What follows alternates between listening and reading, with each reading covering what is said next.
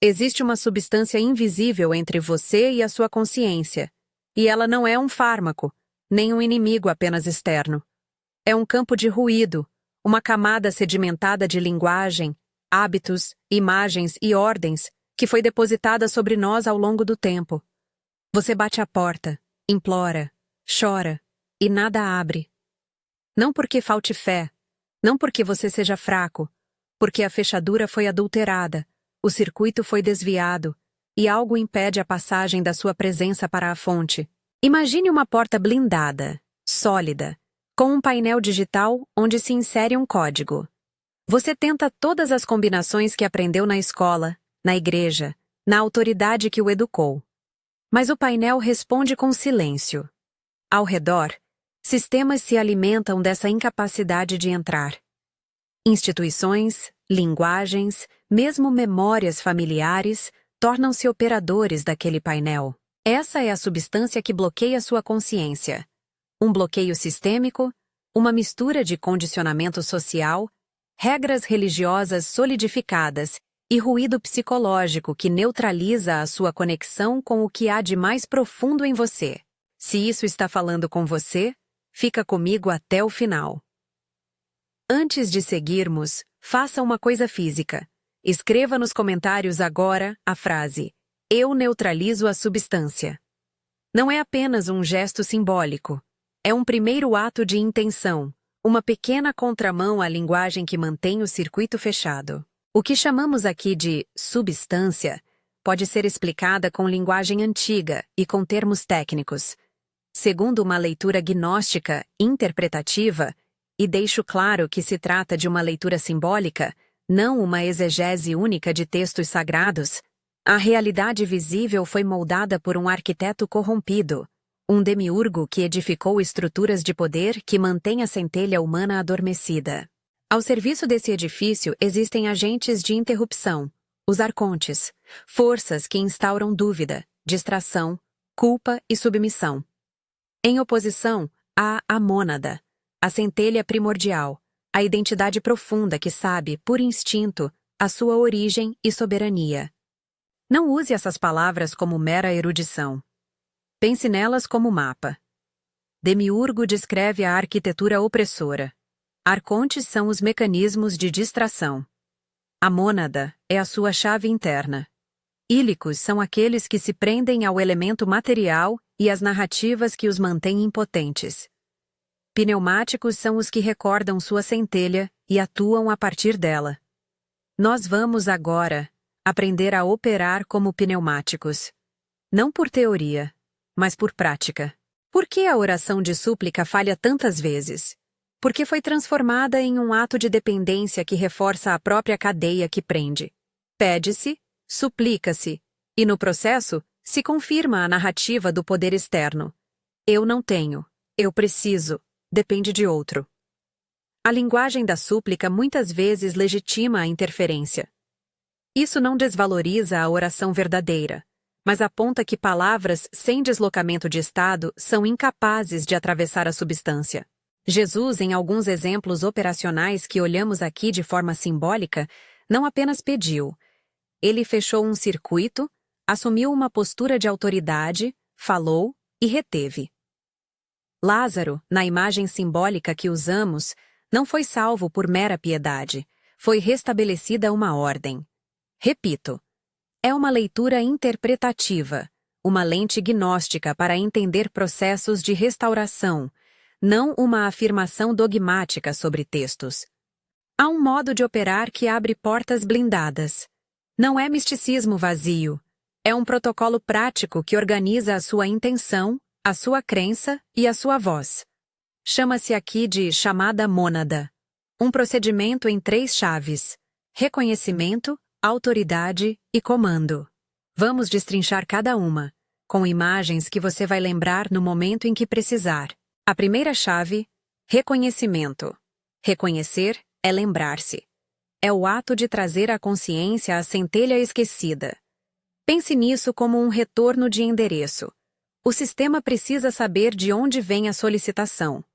Muitas pessoas começam pelo pedido e pulam essa etapa. O pedido, isolado, soa como desespero e ativa os mecanismos de proteção. Reconhecimento estabelece identidade. Você afirma: eu sei quem sou. Há algo em mim que precede as narrativas que me foram dadas. É uma declaração breve, certeira, não um relato longo de culpa ou história. É como inserir o ID correto naquele painel digital. A segunda chave: autoridade.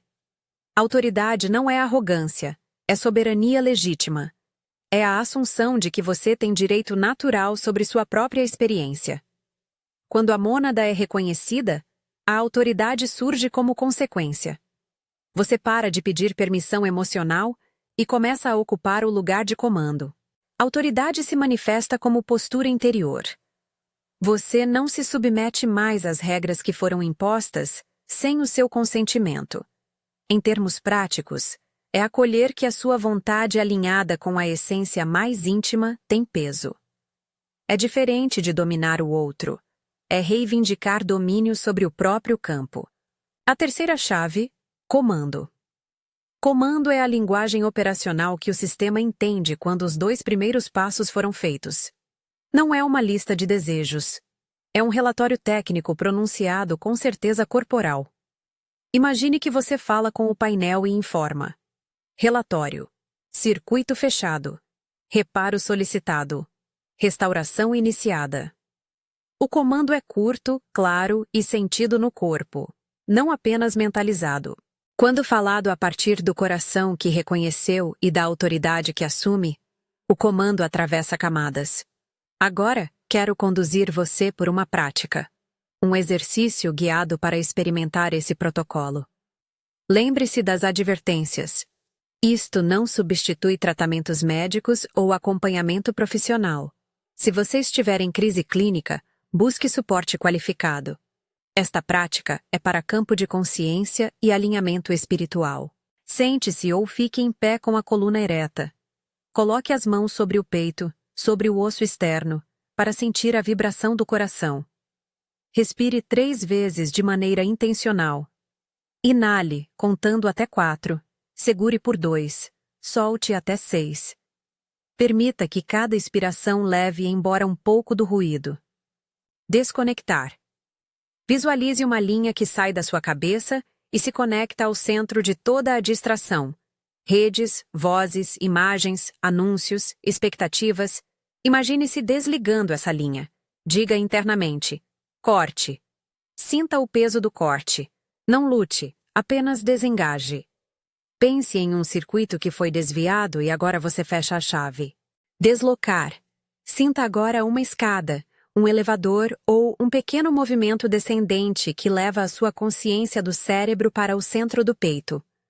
Alguns sentirão calor, outros uma leve pressão, outros apenas silêncio. O importante é deslocar o ponto de comando para o coração. Repita em voz baixa: desço para o coração. Permita que a sua fala seja curta, como um comando de operador. Ressonância. Mantenha as mãos no peito. Escolha uma sílaba, uma palavra que carregue intenção. Pode ser mon, luz, eu sou. Faz sentido usar algo que não esteja carregado de histórias antigas. Emita essa sílaba de dentro. Sinta a reverberação no osso externo. Respire com ela. Deixe que o som encontre uma frequência que pareça verdadeira para você. Não precisa ser perfeito. Precisa ser sincero. Falar o relatório. Comando.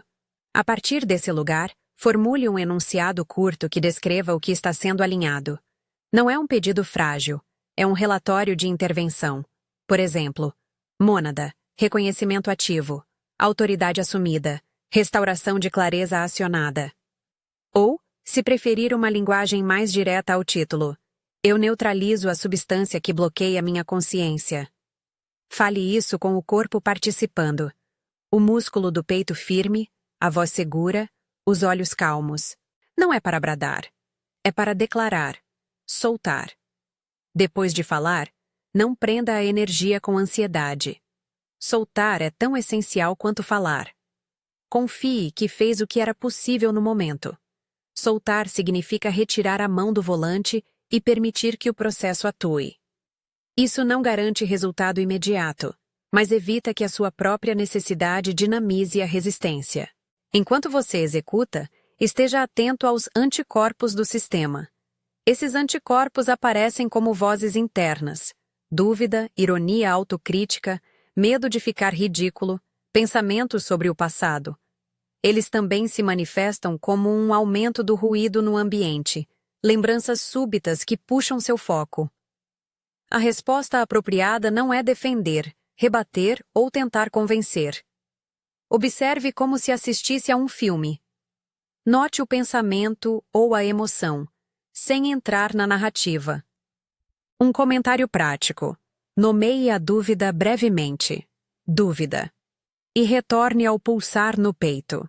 Não se engaje em negociações mentais. Cada vez que você observa sem reagir, o anticorpo perde força. Algumas pessoas sentirão uma resistência corporal forte nas primeiras tentativas. Ansiedade, tontura leve, choro repentino. Isso pode ser um processo de limpeza. Se algo físico intenso surgir, respire, desacelere e, se necessário, busque apoio. Não é preciso forçar. A prática é para construir uma nova relação com a sua presença, não para provocar um colapso físico. Responsabilidade é palavra-chave. Se você já tentou e nada aconteceu, não desanime.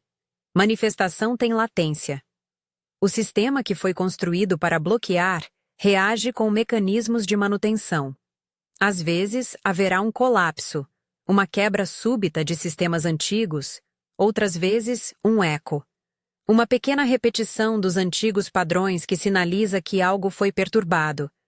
E em certas ocasiões, neutralidade, nenhum sinal dramático, apenas uma calma nova no interior. Todos esses são sinais válidos. Colapso pode assustar, eco pode confundir, neutralidade pode parecer monótona. Aprenda a reconhecer cada um como uma etapa, não como veredito. Colapso. Estruturas antigas caem e podem gerar crise. Aconselho que, se algo assim ocorrer, você tenha um suporte, amigo, guia, terapeuta, para atravessar. A queda de uma crença poderosa pode abrir espaço para a reconstrução, mas requer cuidado. Eco. São repetições do antigo que retornam para testar se você realmente mudou. Se ouvir o eco, responda com observação e reafirmação do comando, sem drama. Neutralidade. Quando o sistema deixa de reagir, é sinal de que não há mais interesse em segurar aquilo. Isso pode ser o menos reconhecível, mas talvez o mais valioso. A paz que não precisa ser alimentada por exemplos exteriores.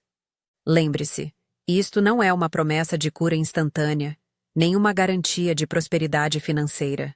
É um caminho de responsabilidade que reconecta você à sua agência interior. A restituição da soberania não ocorre como um passe mágico. É um trabalho de retorno e manutenção. Você recupera território interior e, então, com esse espaço, decide agir no mundo com maior clareza.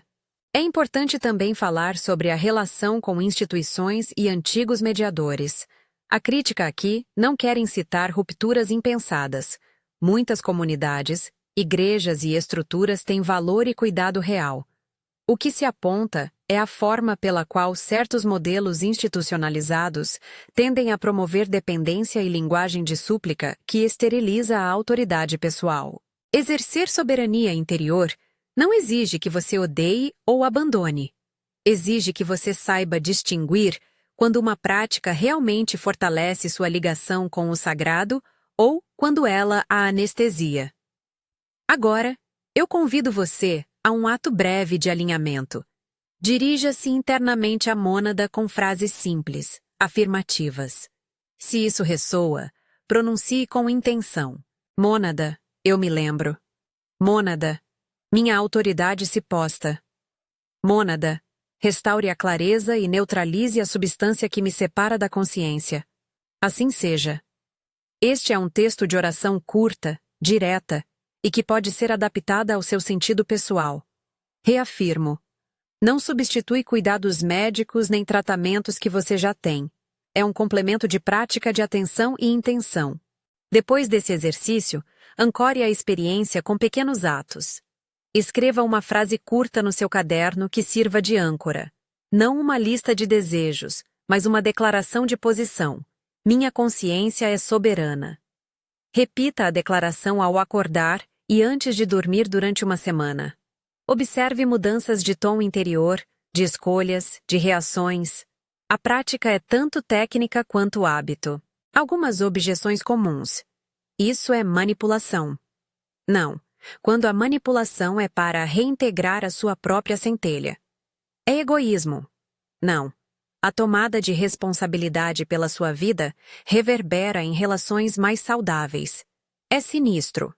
Só se você permitir que o medo determine a sua leitura. Use discernimento. A substância que bloqueia a sua consciência opera em camadas. Há camadas pessoais, memórias, traumas, hábitos, e camadas coletivas, linguagens institucionais, cultura de dependência, narrativas de impotência. Trabalhar apenas o pessoal sem perceber o coletivo é como consertar um fusível enquanto a usina ainda produz interferência. É necessário operar nos dois registros. Limpar o circuito íntimo e reconhecer as forças externas que impõem ruído. Pratique com paciência. Se na primeira semana parecer que nada muda, continue. Se algo mudar rapidamente, mantenha integridade. Responsabilidade significa não usar a prática para escapar de compromissos. Não prometer aos outros que você vai salvá-los. E não transformar a experiência em fuga. A soberania que buscamos é madura. Ela cuida, protege e assume responsabilidades. Ao terminar, quero reafirmar 3 pontos essenciais.